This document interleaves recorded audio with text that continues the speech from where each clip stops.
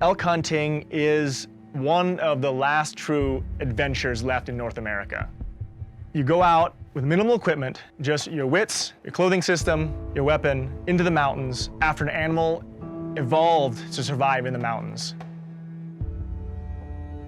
Yeah, so we're out here in Montana, and we got the Rambo Bikes with. We use these bikes real heavy when we're out here.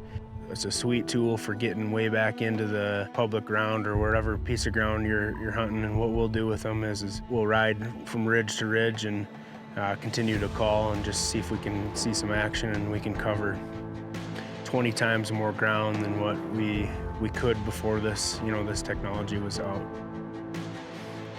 I can't imagine elk hunting without it.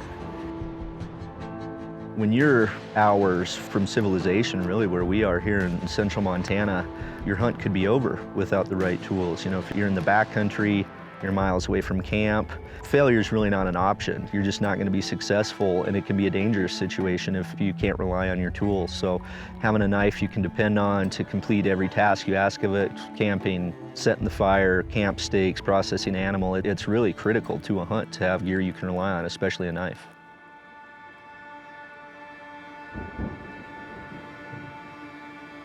I know a little bit about hunting in the Rockies. So I knew that I was going to put in some miles, and I looked at the weather forecast, saw a little low pressure rain coming in. So I knew that we'd have a little bit of weather to contend with, but I don't think I knew we were going to have this level of weather to contend with. I mean, it hasn't stopped raining since we got here. The elk they're not making any noise, they're not bugling at all. Archery elk is kind of that pinnacle anyway of the challenge, if you will. But when you tack on just about 5 steady days of rain and bulls and cows that aren't quite there yet and being very quiet, it's made it more than challenging, it's made it straight up difficult. We had visibility under 50 yards. Rangefinders wouldn't even work. Elk moving right past us, not even seeing them. Humans are sight hunters, and our little world is just squeezed tight, and some of our strongest advantages, our eyes and our glass, are taken away from us. Best opportunity was yesterday morning. We're working a hillside. We didn't think we were on elk. We didn't see a lot of sign, and about 200 yards ahead we did hear a bugle. So we crept in, and we might have been a little overly aggressive, thinking if we didn't want to miss our opportunity, since we actually heard a bugle. And come in close, we see the cows, we get a bit closer, man, the bull's just right back there. And right as we move a little bit more forward, then we catch a different type of wind. The wind's almost 180 degrees, flips the other way. We're just sitting there, pray for that tornado, pray for the tornado blow the other way. And instead, the wind swirls are sent back, catches one cow, and then... And the wind gave us up before the bull got in, so... Whole herd slowly follows off, they sift off in the woods.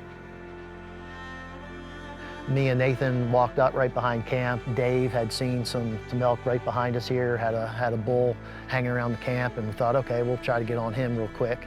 And we did, right away. We got up high behind camp, so I picked my head up a little bit, and there's a bull, and he's actually walking right toward us.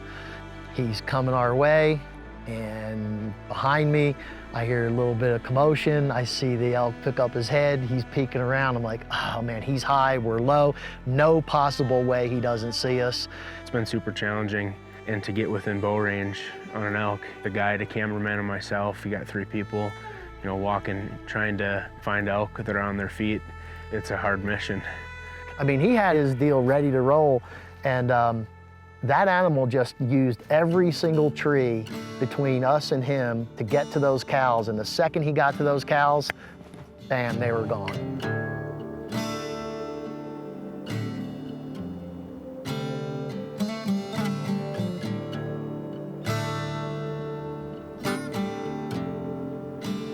I'd for sure do it again. Yeah, it's a good experience. It's fun to go off the grid for a little while. There's no cell phone coverage out here. We're sleeping in cots and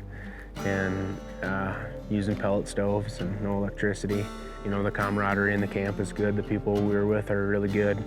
Our guides have been great. We've seen elk, we've had opportunities, I've learned a lot, but oh yeah. I'll be back this season, I'll be back soon, and I plan to make it an annual trip to get away from work, pry myself away and take a week and get back here. It's kind of reignited my drive to go hunting and my passion for it.